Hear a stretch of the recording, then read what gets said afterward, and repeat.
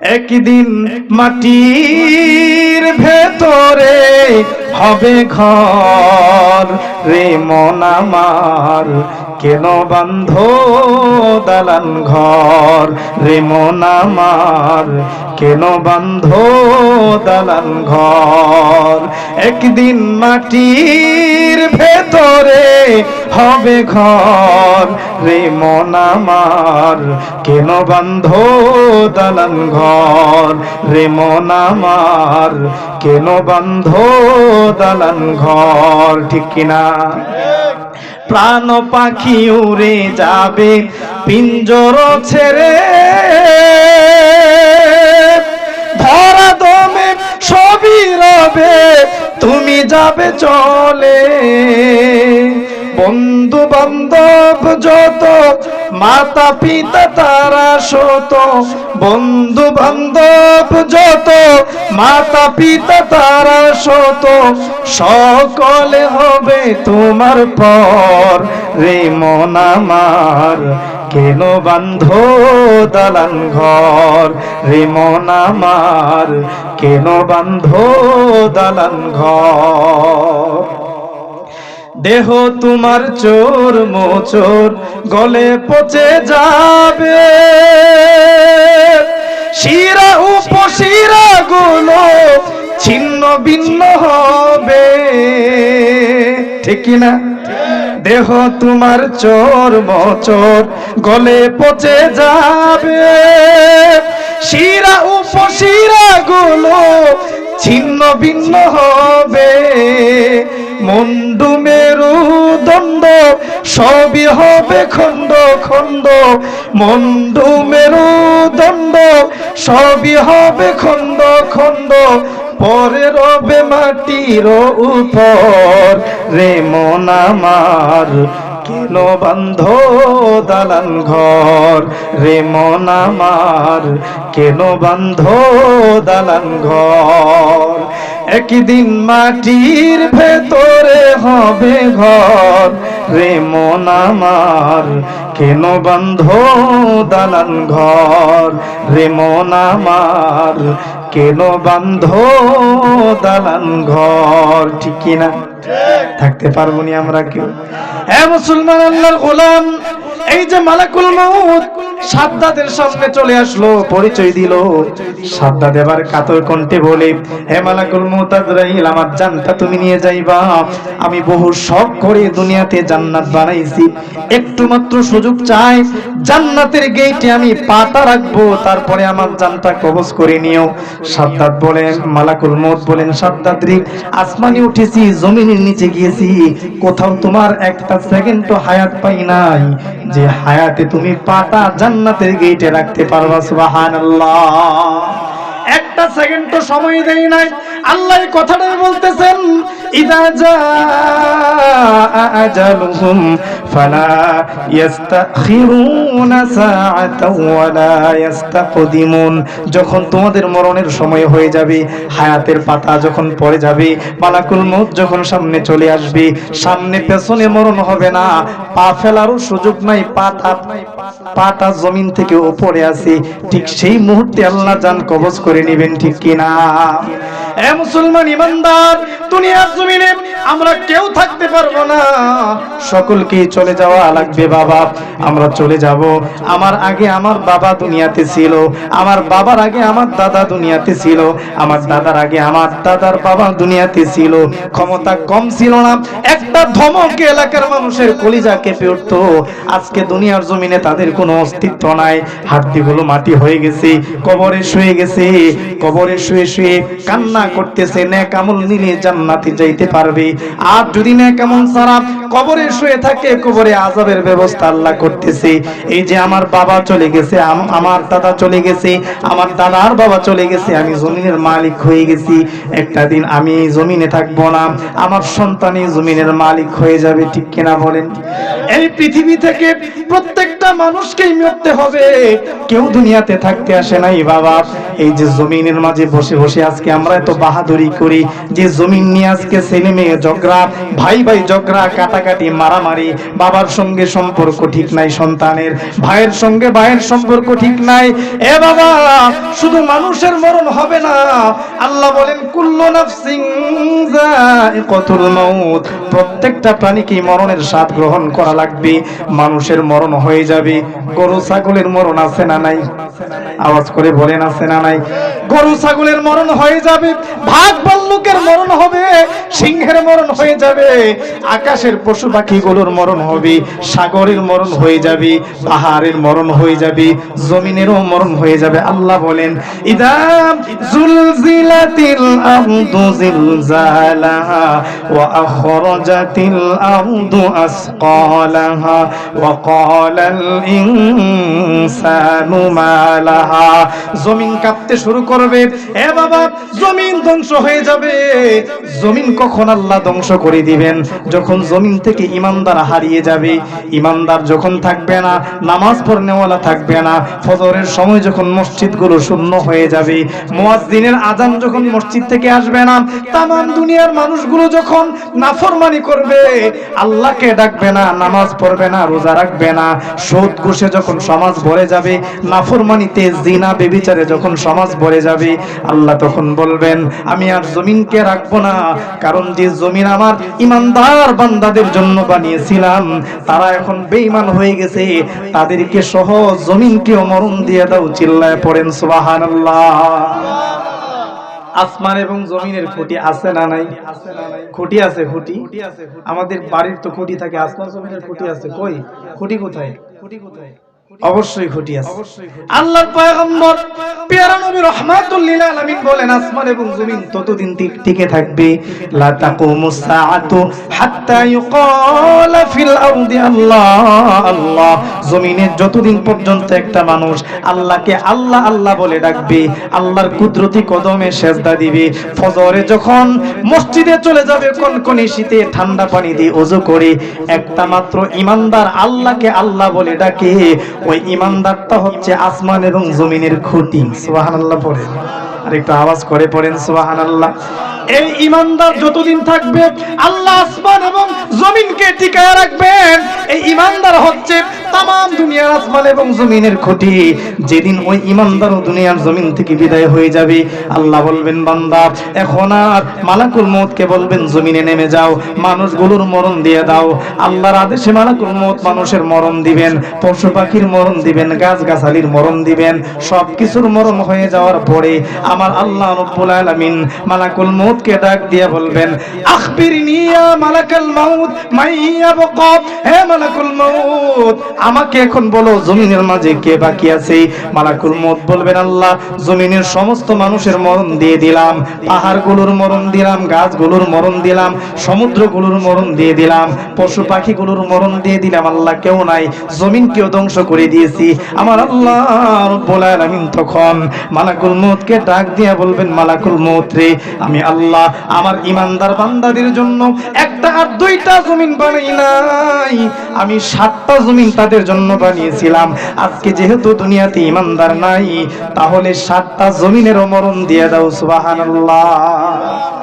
7 জমিনের মরণ হয়ে যাবে।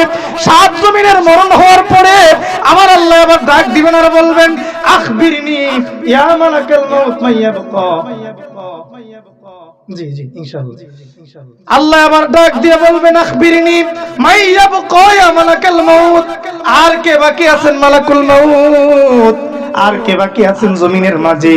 মালাকুল মউত বলবেন আল্লাহ জমিনের মরণ হয়ে গেছে, 7 জমিনের মরণ দিলাম, মানুষেরও মরণ হয়ে গেছে, পশু পাখির মরণ হয়েছে, পাহাড়ের মরণ হয়েছে, সমুদ্রের মরণ হয়েছে, আর কেউ বাকি নাই। আল্লাহ বলবেন উঠো উঠো, আসমানের দিকে উঠে যাও, আসমানেরও মরণ দিয়ে দাও। সুবহানাল্লাহ। আসমানেরও মরণ আছে না নাই? আসমানের দিকে উঠে যাবেন মালাকুল মউত, আসমানকে ধ্বংস করে দিবেন, আসমানের মরণ দিবেন। আসমানের মরণ দেওয়ার পরে আল্লাহ আবার ডাক দিয়ে বলবেন মান বাকিয়াল আন ইয়া মালাকাল মাউত, আর কে বাকি আছে আমাকে বলো। আল্লাহকে আবার মালাকুল মউত বলবেন, আল্লাহ আসমানের চাঁদ সূর্য তারকারা যেগুলো বাকি আছে, আমার আল্লাহ এবার ডাক দিয়ে বলবেন, হে মালাকুল মউত, আমি আল্লাহ সূর্যকে এমনিতেই বানাই নাই, চন্দ্রকে এমনিতেই বানাই নাই, চাঁদকে এমনিতেই বানাই নাই। আমি আল্লাহ তাআলা সূর্যকে বানিয়েছিলাম ঈমানদারদেরকে আলো দেওয়ার জন্য, ঈমানদারদের উপকারের জন্য, ঈমানদারদেরকে আলো দেওয়ার জন্য। আমি আল্লাহ রাতের বেলা চাঁদ বানিয়েছিলাম, চাঁদ আলো দিত। ঈমানদাররা চাঁদের আলোতে হেঁটে হেঁটে নামাজ পড়ার জন্য যাবে, ঈমানদাররা চাঁদের আলোতে হেঁটে হেঁটে মাহফিলে যাবে, কোরআনের বয়ান শুনবে। আজকে ঈমানদার নাফরমান হয়ে গেছে, আমি আল্লাহকে ডাকার মতো কেউ নাই। এই জন্য আমি আল্লাহ আজকে আসমান রাখবো না, আজকে চাঁদও রাখবো না। সূর্য রাখার দরকার নাই, সূর্যের আলোর দরকার নাই, চাঁদের আলোর দরকার নাই। সূর্যটাকেও ধ্বংস করে দাও, চাঁদকেও ধ্বংস করে দাও। সুবহানাল্লাহ। সূর্যের মরণ হয়ে যাবে, চাঁদের মরণ হয়ে যাবে, চন্দ্রগুলো তারকারাজিগুলো খসে খসে জমিনের মাঝে পড়ে যাবে। আল্লাহ এবার ডাক দিয়ে বলবেন, আখবিরনি ইয়া মালাকাল মাউত মাইয়াবকা, এখন আমাকে বলো আর কে বাকি আছেন আসমানের মাঝে। এবার মালাকুল মউত বলবেন, আল্লাহ আর কেউ বাকি নাই, সব কিছুর মরণ হয়ে গেছে, আপনার ফেরেশতারা বাকি আছে।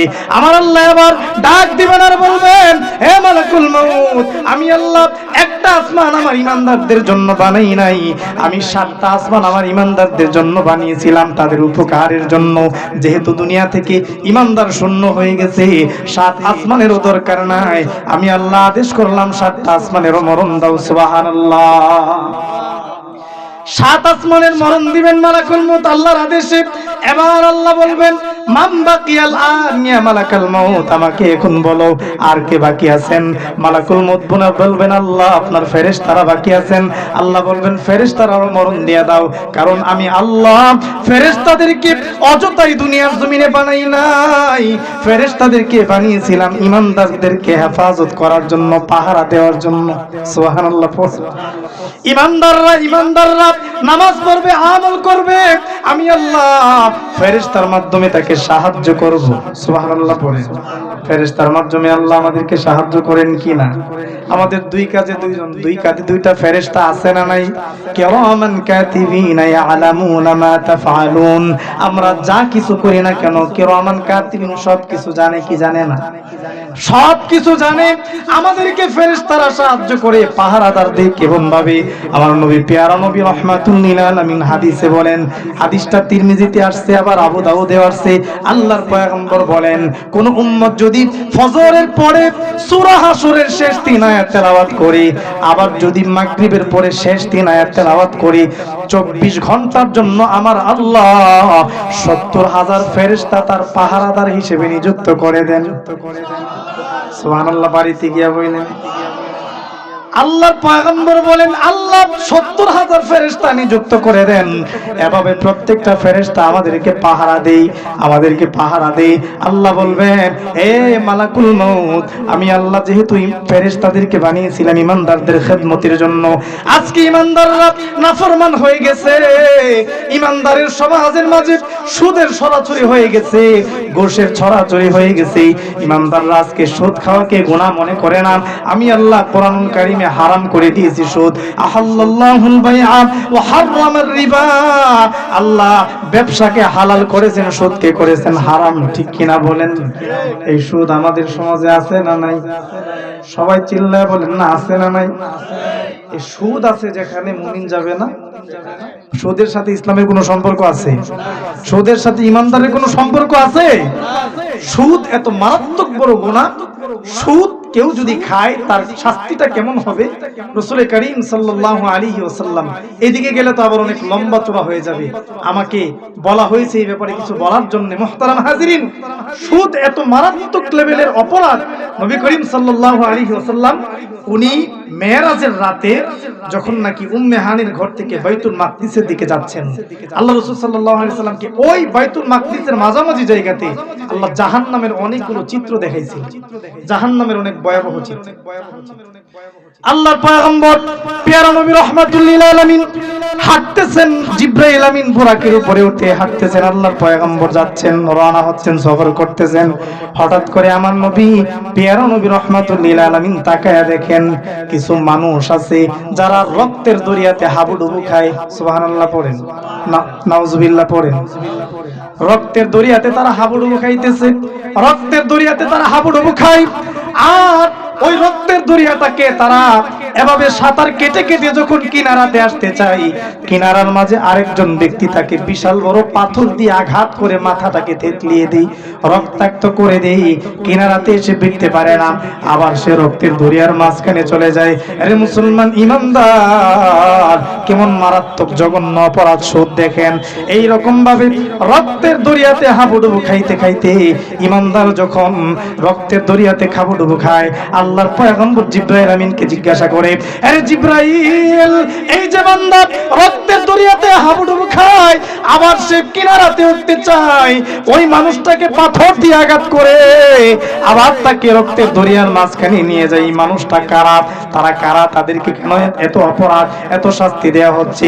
জিবরাইল আমিন আমার পয়গম্বরকে ডেকে ডেকে বলেন, ইয়া রাসূলুল্লাহ, ইয়া হাবিবাল্লাহ, আল্লাহর পয়গম্বর, তারা হচ্ছে আপনার ওই সমস্ত গুনাহগার উম্মত যারা দুনিয়াতে সুদ খাইতো, সুদের কারবার করতো, সুদের সাথে তাদের সম্পর্ক ছিল।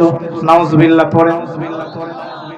সুদের সাথে তাদের সম্পর্ক ছিল, যার কারণে কিয়ামত পর্যন্ত আল্লাহ তাদেরকে রক্তের দরিয়াতে হাবুডুবু খাওয়াবেন, মাথা থেতলিয়ে দিবে তারা।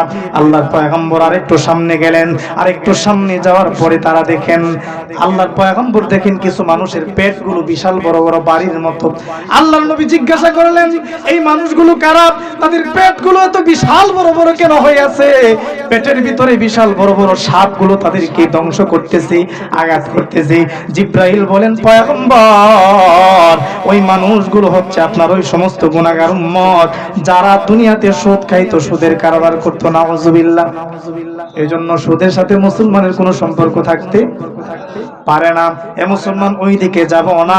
আল্লাহ মালাকুল মউতকে বলবেন, ফেরেশতাদের মরণ দাও, আমার ইমানদার বান্দারা নাফরমান হয়ে গেছে, তারা আজকে সুদের সঙ্গে সম্পর্ক, ঘুষের সঙ্গে সম্পর্ক, নাফরমানের সমাজ যেহেতু ভরে গেছে, তাদের মরণ দিয়ে দিয়েছি। ফেরেশতাদের রাখারও দরকার নাই, কারণ ফেরেশতাদেরকে আমি আল্লাহ বানিয়েছিলাম ইমানদারদের খেদমতের জন্য। আজকে যেহেতু আমার ইমানদার বান্দারা নাই, ফেরেশতাদেরকে রাখবো না, আমার আদেশে সমস্ত ফেরেশতাদের মরণ দিয়ে দাও। সুবহানাল্লাহ পড়েন। সমস্ত ফেরেশতাদের মরণ দেওয়ার পরে মাত্র 12 জন ফেরেশতা বাকি থাকবে। কয়জন? সবাই বলেন না কয়জন? 12 জন ফেরেশতা বাকি থাকবে। আসমান জমিনে আর কেউ নাই। 7 আসমানের মরণ হয়ে যাবে, 7 জমিনের মরণ হবে। আসমান জমিনে যা কিছু আছে সব কিছুর মরণ হয়ে যাবে ইমানদার। মাত্র বাকি থাকবে 12 জন ফেরেশতা। 8 জন ফেরেশতা আমার আল্লাহর আরশটাকে বহন করে রাখেন, আর 4 জন হচ্ছে বড় বড় ফেরেশতা, জলিলুল কদর ফেরেশতা, একজন জিবরাইল, আরেকজন মিকাইল, আরেকজন আজরাইল, আরেকজন আজরাইল, আরেকজন ইসরাফিল। এই 4 জন ফেরেশতা আর 8 জন আরশ বহনকারী ফেরেশতা। আল্লাহ আবার মালাকুল মউতকে ডাক দিয়ে বলবেন, হে মালাকুল মউত, আমি আল্লাহ তাআলা আজকে কাউকে রাখবো না, আমি আজকে সব কিছুর মরণ দিয়ে দিব। আমার আদেশে আমার আরশ বহনকারী 8টা ফেরেশতার মরণ দিয়ে দাও। সুবহানাল্লাহ পড়েন। আল্লাহর আরশের 8টা, আল্লাহর আরশকে যারা বহন করে রাখে 8 জন ফেরেশতার মরণ দিয়ে দাও। আল্লাহর আদেশে মালাকুল মউত 8 জন ফেরেশতার মরণ দিবেন। বাকি আছে কয়জন? সবাই বলেন না কয়জন? 4 জন, জিবরাইল, ইসরাফিল, মিকাইল, আজরাইল। আল্লাহ আবার বলবেন, আখবিরনি ইয়া মালাকাল মউত মাইয়াবকা, এখন আমাকে বলো আর কে বাকি আছেন। এবার আজরাইল বলবেন, মালাকুল মউত বলবেন, আল্লাহ মাত্র 4 জন ফেরেশতা বাকি আছেন, একজন জিবরাইল, আরেকজন ইসরাফিল, আরেকজন মিকাইল, আরেকজন আমি নিজে আজরাইল, এছাড়া আর কেউ বাকি নাই, সবকিছুর মরণ হয়ে গেছে। সুবহানাল্লাহ পড়ে। আল্লাহ আবার বলবেন, ইন্নী কাতাবতুল মাউতা আলা মান তাহতা আরশি, আমি আল্লাহর আরশের নিচে যারা আছে সবার জন্য আমি আল্লাহ মৃত্যুকে নির্ধারণ করে দিয়েছি। সুবহানাল্লাহ পড়েন। আল্লাহ বলবেন, জিবরাইলের মরণ দাও, মিকাইলের মরণ দিয়ে দাও। হে ঈমানদার আল্লাহর গোলাম, ভালোভাবে খেয়াল করবেন, জিবরাইলের মরণ দেওয়ার কথা যখন বলবেন আল্লাহর আরশটা কাঁপতে শুরু করবে। আল্লাহ আবার ডাক দিয়ে বলবেন, এর আরশ কেন কেন তুমি কাঁপতেছো, কেন তুমি কাঁপাকাঁপি করতেছো? আরশ বলবেন আল্লাহ, দুনিয়ার জমিনে আমি বহু সুপারিশ আপনার কাছে করেছি, আপনি আমার সুপারিশ মঞ্জুর করেছেন, আজকে এই শেষ মুহূর্তে আপনার কাছে আমি একটা সুপারিশ করব, আমার এই সুপারিশটাকে আপনার গ্রহণ করা লাগবে। আল্লাহ আরশকে বলবেন কি সুপারিশ আমাকে বলো। আল্লাহকে এবার আরশ বলবেন আল্লাহ আপনি 7 আসমানের মরণ দিয়ে দিলেন, 7 জমিনের মরণ দিয়ে দিলেন, সমস্ত ফেরেশতাদের মরণ দিলেন, আপনার আরশ বহনকারী 8 জন ফেরেশতারও মরণ দিলেন। আল্লাহ আজকে আমি 2টা ফেরেশতার জন্য সুপারিশ করব, একটা হচ্ছে জিবরাইল, আরেকটা হচ্ছে মিকাইল। জিবরাইলের মরণ আপনি দিয়েন না, মিকাইলের মরণ আজকে আপনি দিয়েন না, তাদের 2 জনকে মরণের হাত থেকে আপনি বাঁচায়া দেন। আল্লাহ বলবেন আরশ রে কেন তাদের মরণ দিব না? আরশ বলবেন আল্লাহ একজন হচ্ছে আপনার নবীর খাদেম, আরেকজন আপনার নবীর উম্মতের খাদেম। আমার নবী তায়েফের মাঠে, জিবরাইল তায়েফের মাঠে, আমার নবী উহুদে, জিবরাইল উহুদে, আমার নবী উহুদের মাঝে, আমার নবী বদরে, জিবরাইল বদরে, আমার নবীর দান শহীদ হয়ে গেছে উহুদের মাঠে, জিবরাইল আমার নবীকে হেফাজত করেছেন। তায়েফের ময়দানে আমার নবী রক্তাক্ত হয়ে বেহুশ হয়ে জমিনের মাঝে পড়ে আছেন, জিবরাইল আমার নবীকে হেফাজত করেছে, সাহায্য করেছে। আমার নবীর সুখের দিনের খাদিম জিবরাইল, দুঃখের দিনের খাদিম জিবরাইল। আল্লাহ আজকে আপনি জিবরাইলের মরণ দিয়েন না, মিকাইলের মরণ দিয়েন না, কারণ মিকাইল হচ্ছে আপনার পয়গম্বরের উম্মতের খাদিম। সুবহানাল্লাহ পড়েন। এই 2টা ফেরেশতাকে আপনি মৃত্যুর হাত থেকে বাঁচায়া দিন। আল্লাহ আবার বলবেন উসকুত ইয়া আরশ, হে আরশ চুপ করে যাও, আজকে তোমার সুপারিশ আমি আল্লাহ মানতে পারবো না, গ্রহণ করতে পারবো না।